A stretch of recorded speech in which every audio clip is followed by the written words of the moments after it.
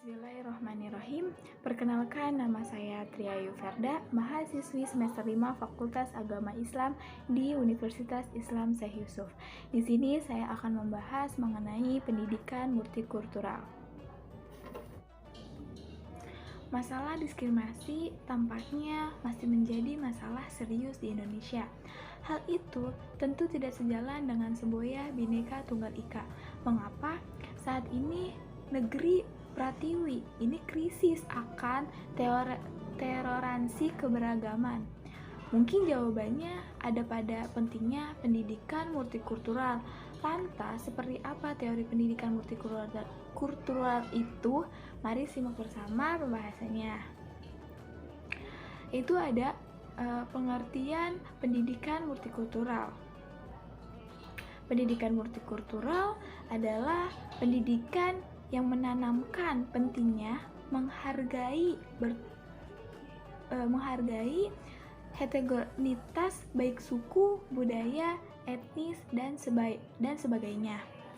Pendidikan ini termasuk pendidikan yang penting untuk diterapkan sejak dini pada anak-anak agar mereka bisa tumbuh menjadi generasi yang toleransi terhadap keberagaman. Pendidikan multikultural bisa diberikan secara langsung oleh sekolah melalui guru maupun diterapkan oleh orang tua di rumah. Terus juga ada tujuan pendidikan multikultural. Setiap pendidikan tentu memiliki tujuan mulia yang diharapkan bisa memperbaiki kualitas hidup manusia. Begitu juga dengan pendidikan multikultural. Adapun tujuan pendidikan ini adalah tujuan pendidikan ini yang pertama itu ada memaksimalkan fungsi sekolah dalam menghadapi keberagaman peserta didik. Terus yang kedua ada melatih peserta didik dalam bersikap positif terhadap keberagaman suku, etnis, budaya, dan kelompok yang berbeda dengan dirinya. Yang ketiga, mengasah keterampilan sosial peserta didik dalam berinteraksi di lingkungan yang heterogen. Yang keempat, mengajarkan peserta didik akan pentingnya keberagaman dan cara menghargai perbedaan. Yang kelima, melatih peserta didik untuk menerapkan hidup damai dalam keberagamaan. Terus ada juga fungsi pendidikan multikultural. Adapun fungsi pendidikan multikultural adalah yang pertama itu sebagai langkah penguat karakter pada peserta didik. Yang kedua sebagai upaya untuk mengajarkan pada peserta didik bahwa konflik itu selalu ada sehingga mereka bisa mengedepankan perilaku positif di tengah keberagaman. Yang ketiga itu sebagai upaya pembinaan akan pentingnya menjadi keutuhan bangsa yang di dalamnya membuat keberagamaan. Terus ada juga manfaat pendidikan multikultural. Manfaatnya adalah yang pertama, peserta didik bisa bebas mengapresiasikan kreativitasnya tanpa khawatir mendapatkan perilaku diskriminasi. Yang kedua, peserta didik terlatih untuk menyikapi berbagai keragaman di lingkungan sekitar. Terus yang ketiga, peserta didik termotivasi untuk menjadi agen perubahan sosial yang nantinya bisa menghapuskan tindakan rasial maupun entestirisme. Terus juga ada konsep pendidikan multikultural.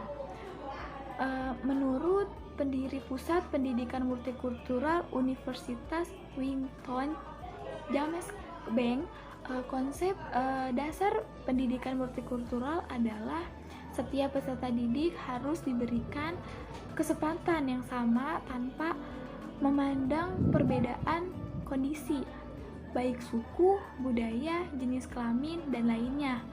Mereka berhak mendapatkan persamaan di semua aspek pendidikan. Misalnya, Seorang guru harus memberikan perhatian, bimbingan, arahan sama pada semua peserta didik di kelas.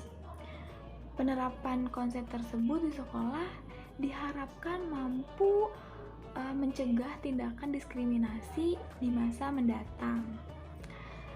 Semakin banyak generasi yang sadar akan pentingnya menjaga perdamaian, semakin kecil kemungkinan terjadi tindakan diskriminasi baik rasis maupun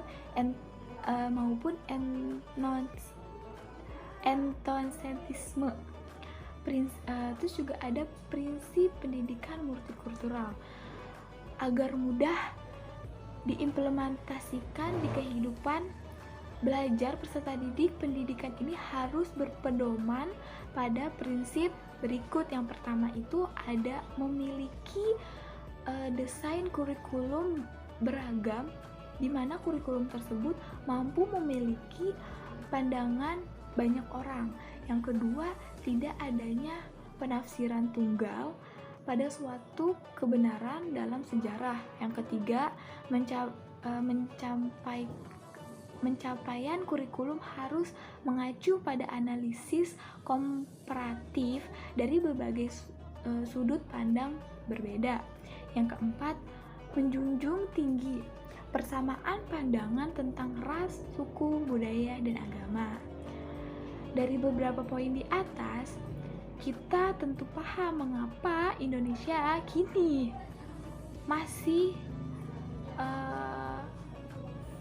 dari beberapa poin yang disampaikan, kita tentu paham mengapa Indonesia kini masih krisis toleransi keberagamaan.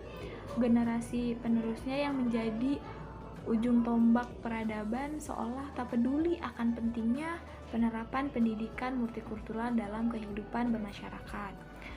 Di sisi lain, kita juga tahu bahwa Indonesia memuat keberagaman suku, etnis, agama, maupun budaya. Jika keragaman tersebut tidak diiringi dengan kuatnya pendidikan multikultural, maka akan rentan terjadi tindakan diskriminasi, perundungan ras, atau suku, dan sebagainya. Baik, itu saja penjelasan dari saya. Sekian dan terima kasih. Kurang dan lebihnya mohon maaf. Wabillahi taufiq wal hidayah. Wassalamualaikum warahmatullahi wabarakatuh.